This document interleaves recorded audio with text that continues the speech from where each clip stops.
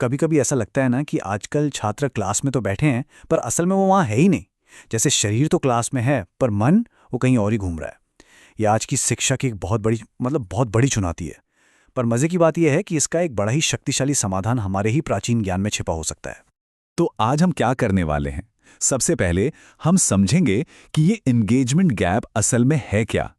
फिर हम एक बहुत ही पुराने लेकिन जबरदस्त ब्लूप्रिंट को देखेंगे। इसके बाद हम इसकी 5 परतों को एक एक करके खोलेंगे, समझेंगे। फिर देखेंगे कि ये पुराना ज्ञान आज की साइकोलॉजी से कैसे जुड़ता है। और आखिर में हम बात करेंगे कि एक लर्नर को पूरी तरह से कैसे नर्चर किया जा सकता है। तो चलिए शुरू करते हैं। सबसे पहले जरा उस असल समस्या की जड़ तक पहुंचते हैं जिससे आज का एजुकेशन सिस्टम जूझ रहा है।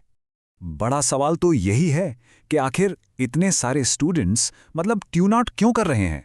पढ़ाई से उनका मन क्यों उचट रहा है? वो क्लास में मौजूद तो हैं, पर उनका वो जोश, वो जिज्ञासा, वो ध्यान, वो सब कहाँ चला गया है? और देखिए, ये जो बात है ना, ये इस पूरी प्रॉब्लम को एकदम सटीक तरीके से पकड़ती है कि छात्र फिजिकली तो क्लास में हैं पर इमोशनली डिटैच्ड हैं। व्यवहार में कहना मान रहे हैं पर कोई उत्साह नहीं है, और जो सीख रहे हैं वो भी बस ऊपर ऊपर से है। तो ये सिर्फ ध्यान भटकने की बात नहीं है, ये जुड़ाव की, एंगेजमेंट की एक बहुत गहरी खाई है। लेकिन जहां चुनौती है वहां समाधान भी है।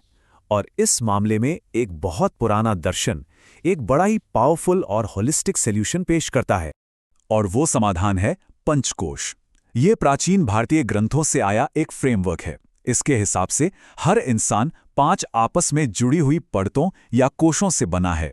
जी हां, 5 परतें।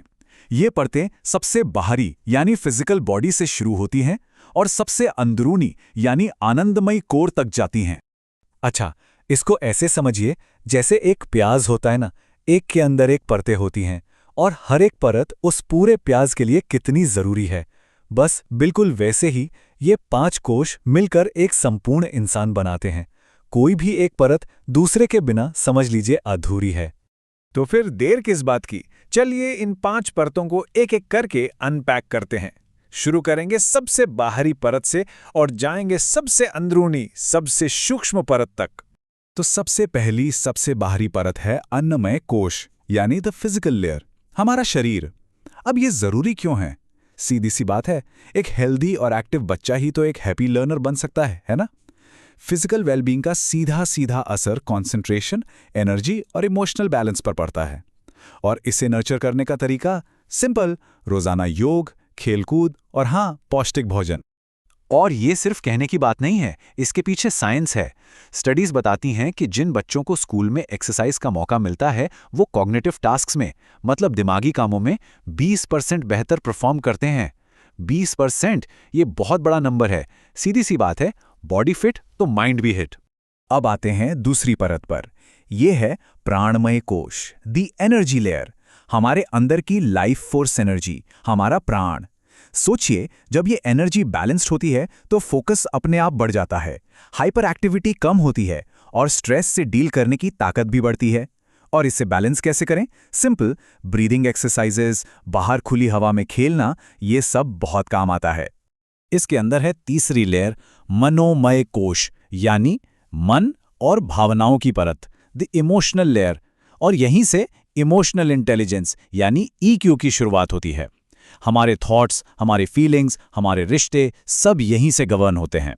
इस कोश को स्ट्रॉन्ग बनाने के लिए इमोशंस पर बात करना, कहानियां सुनाना, रोल प्लेइंग करना, ये सब बहुत जरूरी है। अब आती है चौथी परत, विज्ञानमय कोश।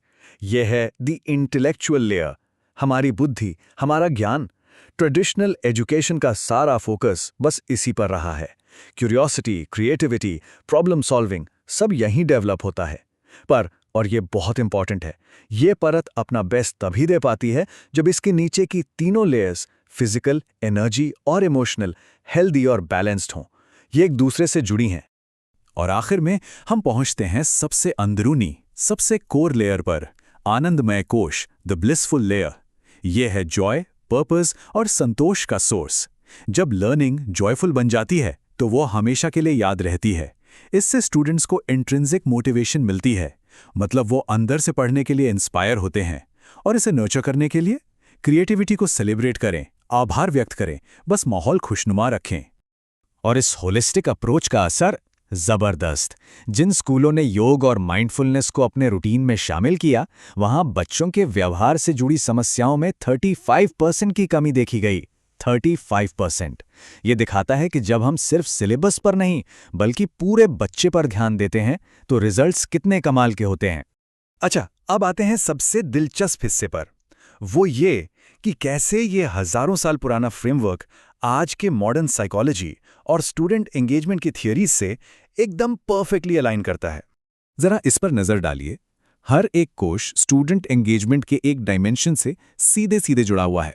देखिए, अन्नमय कोश यानी फिजिकल हेल्थ बिहेवियरल एंगेजमेंट की फाउंडेशन है। प्राणमय कोश इमोशनल और बिहेवियरल एंगेजमेंट दोनों को फ्यूल करता है। मनोमय कोश इमोशनल और कॉग्निटिव एंगेजमेंट को मजबूत करता है। विज्ञानमय कोश तो है ही कॉग्निटिव एंगेजमेंट, और इन सब के कोर में है आनंदमय कोश, जो हर डायमेंशन को प्रेरणा देता है। सब कुछ इंटरकनेक्टेड है। और ये मॉडल इस पूरी बात को कितनी खूबसूरती से दिखाता है। ये सिर्फ कोई थ्योरी नहीं है, ये एक प्रैक्टिकल ब्लूप्रिंट है। ये बताता है कि जब हम हर लेयर को नर्चर करते हैं, फिजिकल हेल्थ से लेकर भीतरी आनंद तक, तो नतीजा क्या होता है? एक पूरी तरह से जुड़ा हुआ उत्साही लर्नर। तो इन अ नटशेल, इस होलिस्टिक अप्रोच को अपनाने से मिलता क्या है? चलिए देखते हैं कि ये एक संपूर्ण शिक्षार्थी को कैसे नर्चर करता है। देखिए, पंचकोश अप्रोच के फायदे बिल्कुल साफ हैं। इससे बच्चों में रेजिलियंस, क्यूरियोसिटी और एम्पैथी जैसी जरूरी लाइफ स्किल्स डेवलप होती हैं। स्टूडेंट्स का स्ट्रेस कम होता है, अटेंशन स्पैन बढ़ता है, और सबसे जरूरी बात, ये एक ऐसा खुशनुमा माहौल बनाता है जहां सीखने से प्यार हो जाता है। और ये बात हमें एक बड़ी जिम्मेदारी याद दिलाती है। आइए हम शिक्षा को भी उतनी ही वाइब्रेंट और जीवंत बनाएं जितने हमारे बच्चे हैं। वो इससे कम डिजर्व नहीं करते। और अंत में एक सवाल पर विचार करते हैं। सोचिए जरा, क्या हो अगर एजुकेशन का असली लक्ष्य सिर्फ दिमाग में इंफॉर्मेशन भरना ना हो, बल्कि एक पूरे इंसान का पोषण करना हो?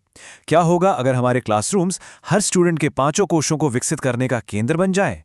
जरा सोचिए, तब शिक्षा का भविष्य कैसा दिखेगा।